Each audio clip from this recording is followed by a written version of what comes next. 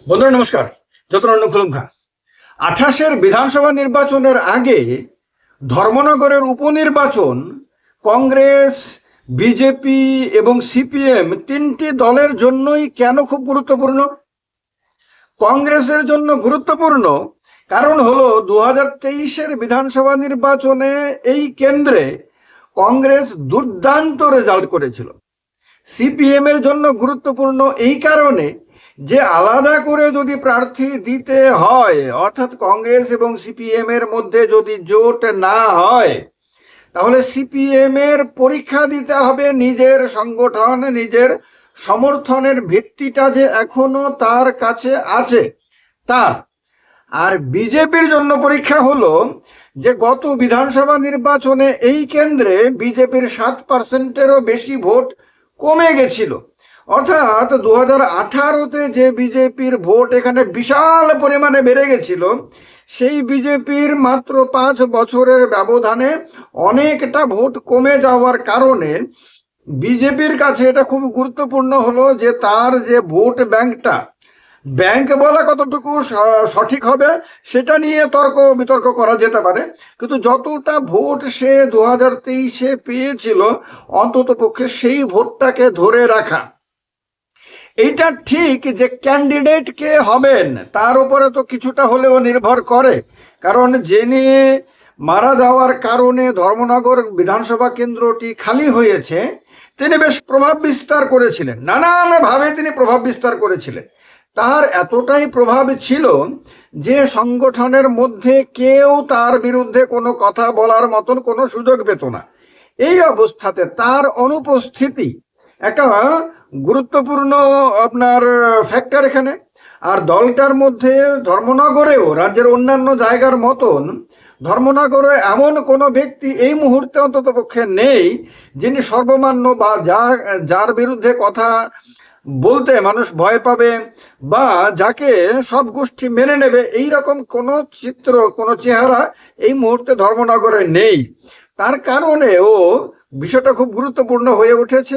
আর হলো সর্বভারতীয় রাজনীতি, রাজ্য রাজনীতিতে বিজেপির গুরুত্ব দিন দিন কমে যাচ্ছে, এই রকম একটা অবস্থাতে নির্বাচনটা হবে। তার জন্য বিজেপি প্রস্তুতি শুরু করে দিয়েছে, সিপিএম প্রস্তুতি শুরু করে দিয়েছে, কংগ্রেসও প্রস্তুতি শুরু করে দিয়েছে। এটা কংগ্রেস এবং সিপিএম এর কাছে একটা পরীক্ষা যে জোট না করে লড়াই করলে তারা কে কতটা ভোট পেতে পারে। আপনাদের এক মুহূর্তে আমি জানিয়ে দিই যে 23-এ কতটা পেয়েছিল, কি হয়েছিল, আর 23-এর 18-র সঙ্গে একটা তুলনা আমি আপনাদেরকে এখানে বলে দেব। 2018-তে যখন বিজেপি ত্রিপুরাতে প্রথম বিধানসভা নির্বাচনে বিজয়ী হয়, তখন ধর্মনগর কেন্দ্রে বিজেপির এর আগের তুলনা মানে 2013-র বিধানসভা নির্বাচনের তুলনায় বিজেপির ভোট বাড়ে 55.25%। 55% ভোট বাড়ে, এটা কোনো সাধারণ বিষয় না, অস্বাভাবিক ভোট বাড়ে সেবার বিজেপির। সিপিএম এর ভোট কমে গেছিল 8.08%, মানে সিপিএম এর 8% ভোট 2013-র তুলনায় 2018-তে এই ধর্মনগরে কমে গেছিল। কংগ্রেসের ভোট কমেছিল একবার ভাবেন তো, 49.27%, 49% ভোট ধর্মনগরে কংগ্রেসের কমে গেছিল। তার মানে হলো কংগ্রেস থেকে দলে দলে মানুষ বিজেপিতে চলে গেছিল এবং বিজেপিকে ভোট দিয়েছিল 2018-তে ক্ষমতায় আনার জন্য। এরপরের হিসাবটা ভেরি ইম্পর্টেন্ট, এটা খুব ভালো করে শুনতে হবে আপনাদের।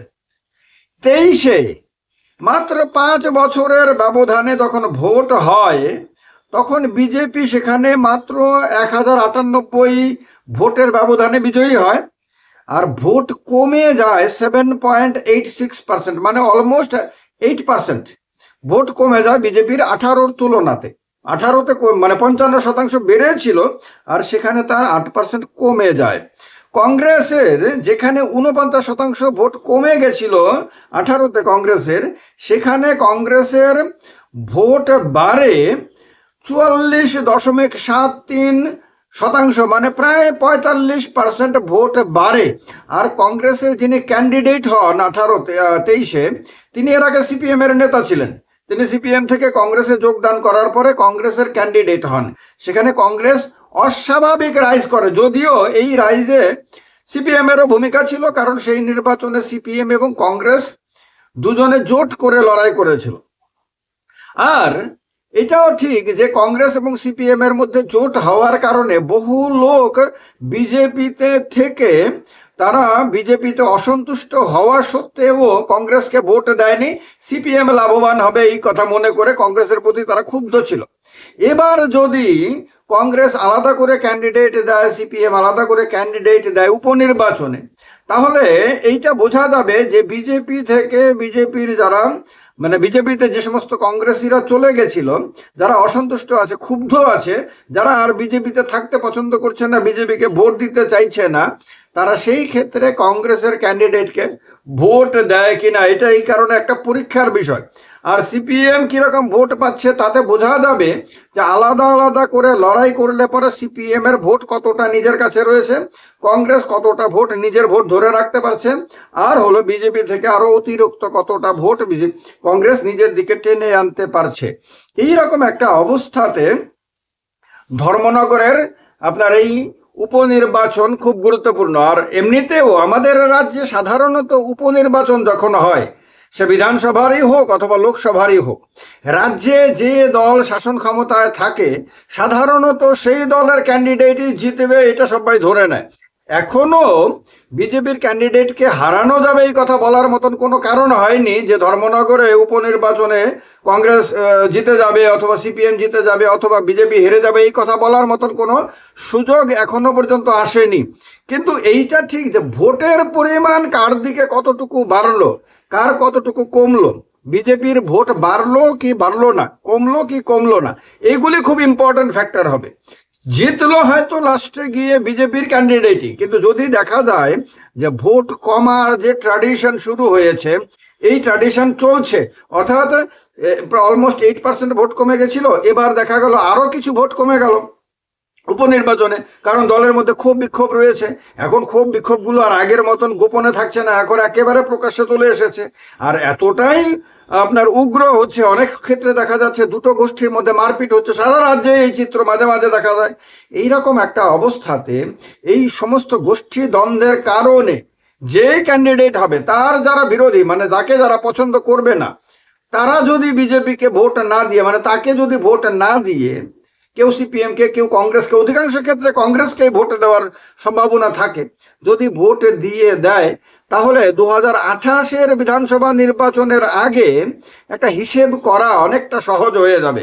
কারণ এমনিতেও 2028 এর বিধানসভা নির্বাচন 2023 আর 2018-র বিধানসভা নির্বাচনের তুলনায় অনেকটা ব্যতিক্রমী হবে, এটা একেবারে নিঃসন্দেহে বলা যাবে এই ভিডিওতে। তার কারণ হলো 18-তে যখন ত্রিপুরায় বিধানসভা নির্বাচন হচ্ছিল, তখন দিল্লিতে বিজেপি মানে নরেন্দ্র মোদী মাত্র 14-তে ক্ষমতায় আসে, 18 আস্তে আস্তে নরেন্দ্র মোদীর জনপ্রিয়তা তুঙ্গে ছিল। নরেন্দ্র মোদী, অমিত শাহ, তারা শুধুমাত্র মুখ দিয়ে কথা বলতে শুরু করে, ভাই ও বেহেন বললেই আপনার লক্ষ লক্ষ মানুষ হাততালিতে ফেটে পড়তো, এইরকম একটা অবস্থা ছিল।